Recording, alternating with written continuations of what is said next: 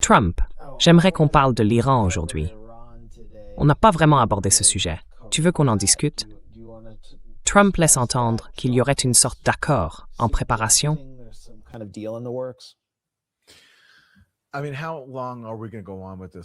Je veux dire, combien de temps on va continuer comme ça? À chaque fois, Trump dit qu'il est sur le point de conclure un accord, que tout est réglé. Et puis l'Iran rétablit la vérité en disant que non, en fait, rien n'est réglé. Donc oui, c'est la dernière information qu'on diffuse. Trump se rendait à une réunion à la Maison-Blanche en disant qu'il allait décider s'il approuve ou non un accord de paix avec l'Iran. J'ai l'impression qu'il y a en gros un accord de principe pour prolonger le cessez-le-feu.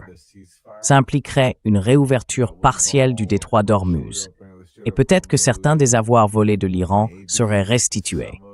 Une petite partie de l'argent que les États-Unis ont pris à l'Iran, peut-être. Ou alors que certaines sanctions seraient levées, juste pour le symbole.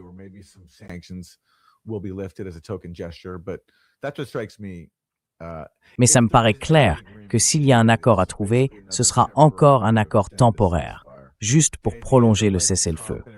L'idée que Trump et l'Iran auraient réglé la question nucléaire, franchement non. Ça demande énormément de travail.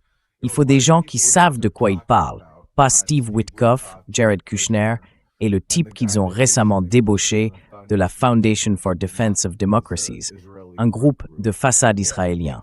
Oui, Nick Stewart. Donc, je pense que Trump continue de gagner du temps parce qu'il n'arrive pas à prendre de décision. Il est entouré de faucons. Mais il sait que son option militaire est perdue, qu'il n'y a pas de solution militaire. Il n'a pas les cartes en main, comme il l'a dit à Zelensky. Oui. Il essaie juste de trouver un moyen, je pense, de retarder l'acceptation de sa défaite. Et cette semaine, il parle des accords d'Abraham.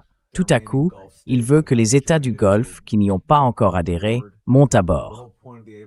Le but même de ces accords, c'est de mettre les Palestiniens de côté, n'est-ce pas? Surtout après que Trump a mis la région en danger avec cette guerre d'agression provoquée contre l'Iran. Ils pensent qu'ils vont se retourner et le récompenser en signant cet accord de braderie. Bref, il part dans tous les sens. Et ça recommence.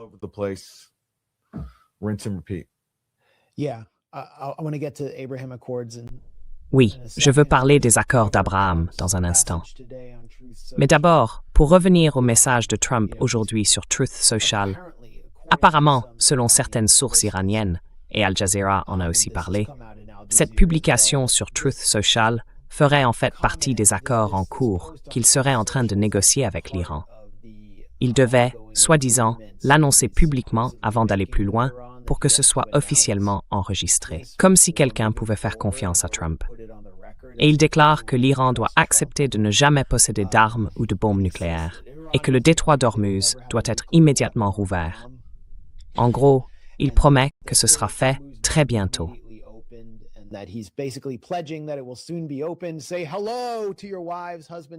Saluez vos épouses, vos maris, vos parents et vos familles de ma part, votre président préféré. Les navires bloqués dans le détroit vont bientôt sortir et tout le monde pourra commencer à rentrer chez soi. Et puis, il parle de la poussière nucléaire, en référence, selon lui, à l'uranium hautement enrichi bombardé lors de l'opération Midnight Hammer à Ispahan.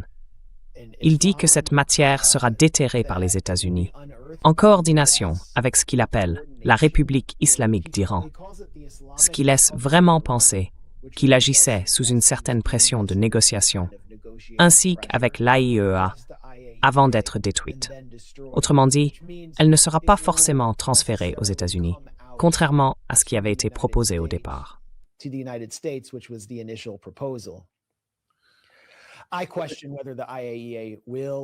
me demande si l'AIEA pourra, ou même si elle devrait, être autorisée à entrer là-bas, sachant qu'on lui a transmis les noms de scientifiques, que le téléphone de Raphaël Grossi, le secrétaire général, a été piraté par le Mossad, qu'il s'est révélé être en quelque sorte un instrument de l'Occident, et que tous ces scientifiques ont été assassinés par Israël. Je me demande si tout cela ne va pas se dérouler de la même manière. aucun argent ne sera échangé. L'Iran réclame un paiement à l'avance, la levée des sanctions et des réparations. Mais il laisse entendre qu'un accord est en préparation, ce qui, évidemment, ébranle les fondements mêmes de la démocratie.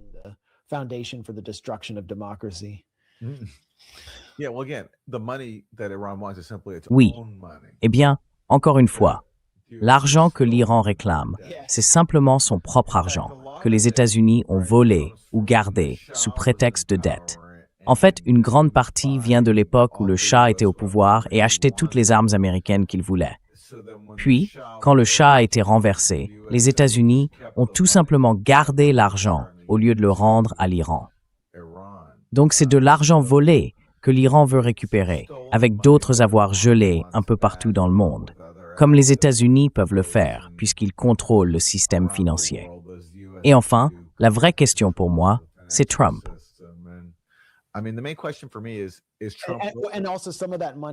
Et puis, une partie de cet argent doit aussi aller, par exemple, à des journalistes américains qui étaient partis randonner en Iran et qui ont été emprisonnés là-bas. Shane Bauer en fait partie. Il a reçu quelque chose comme 300 millions de dollars provenant d'avoirs iraniens volés. Et ensuite, une fois qu'ils sont libérés, ils mènent une campagne pour un changement de régime contre l'un des principaux alliés de l'Iran en Syrie. J'avais oublié ce type. Cet argent volé, qui aurait pu servir à financer des programmes sociaux en Iran, est maintenant utilisé pour permettre à un journaliste raté de la région de la baie de mener une vie luxueuse.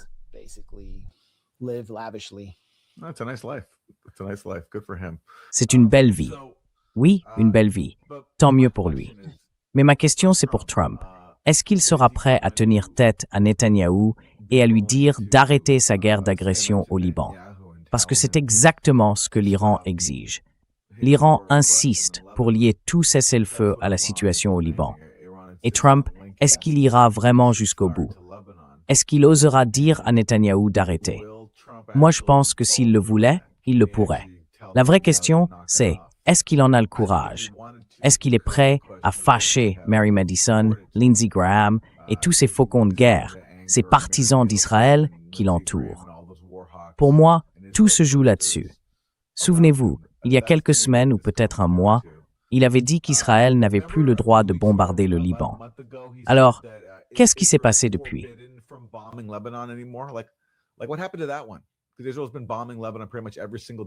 Parce qu'Israël bombarde le Liban quasiment tous les jours depuis que Trump a fait cette déclaration. Alors, est-ce qu'il sera vraiment prêt à aller jusqu'au bout? C'est la vraie question. Et puis, concernant l'Iran, est-ce qu'ils vont maintenant accepter de renoncer à l'arme nucléaire après tout ce qu'ils ont traversé? Oui, exactement. Franchement, à leur place, je ne sais pas ce que je ferais. Je pense qu'ils sont dans une position très difficile. S'ils renoncent définitivement, pour toujours, à l'arme nucléaire, ils se rendent vulnérables face à deux puissances qui les ont attaqués à plusieurs reprises et qui, elles, possèdent l'arme nucléaire. Mais en même temps, s'ils décident de se lancer dans la fabrication d'une arme nucléaire, ils s'exposent aussi à une nouvelle attaque américano-israélienne, y compris avec des armes nucléaires. Voici la menace d'une attaque américaine, après que les États-Unis ont complètement échoué à tous les niveaux sur le plan militaire. Les adversaires savent ce qui arrive. Et c'est à ce moment-là que... Voici Bikes Wismet. Et affronter la fureur de l'armée américaine, ou reculer. Et là, vous ouvrez tout un éventail d'options pour les États-Unis et pour le président. Tu vois comment ils tiennent leurs bras? On leur dit de faire ça parce que s'ils ont un nombril qui ressort, ils veulent éviter le désastre de communication qu'a connu Trump à la Maison-Blanche. Tu te souviens? Ce type avec un énorme ventre et un nombril qui dépassait, comme si son cordon ombilical avait été coupé à la pince à sa naissance.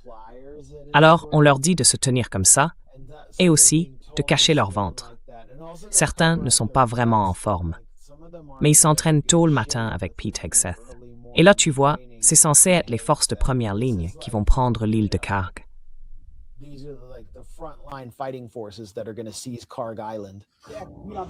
Regardez le type qui filme. Sérieusement, ils viennent d'où? L'Iran a un choix à faire. Abandonner son programme nucléaire? Look at the guy filming. Like, where do they come from? Iran has a choice. Give up your nuclear program. And as the president said, I'm lost on time 2 days ago now. J'étais à l'heure il y a 2 jours pour la réunion du cabinet. J'étais assis juste à côté de lui. Il regarde la caméra et dit bien l'Iran peut soit faire les choses correctement, avec un accord autour de la table, soit traiter avec mon gars à gauche. Et ce gars, c'était moi. Mais ce n'est pas moi, c'est vous. C'est ce que vous êtes prêts à faire.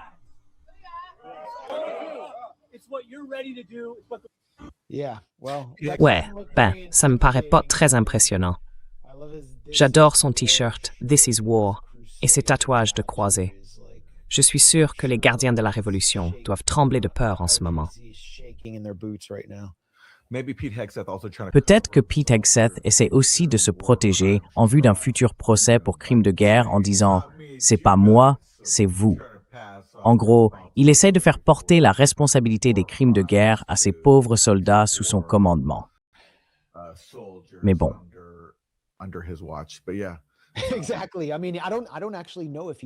Exactement. Enfin, je ne sais même pas s'il a vraiment vu le combat. Il avait été affecté à un poste de bureau, réaffecté après que son convoi aurait soi-disant été attaqué. Mais il n'existe aucun document sur cette attaque. C'était un officier de la garde nationale, de niveau intermédiaire. Oui, c'est vous, pas moi. C'est vous. Ce n'est pas Steven Feinberg, mon assistant au Pentagone, celui qui gère tout. C'est vous.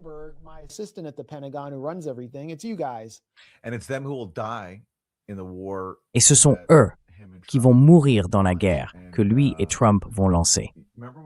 Et souvenez-vous, quand Trump est allé sur la base militaire où reviennent les corps des soldats morts, il est arrivé avec genre une casquette de baseball. Ouais, et on voyait bien qu'il n'avait pas envie d'être là. Ouais, donc je veux dire, Pete Hegseth a raison. Ce n'est pas lui qui subit le poids de la guerre, ni lui qui risque sa vie pour ça. Ce sont eux. Et bien sûr, beaucoup d'autres personnes en Iran aussi, en plus de tous ceux qu'ils ont déjà tués.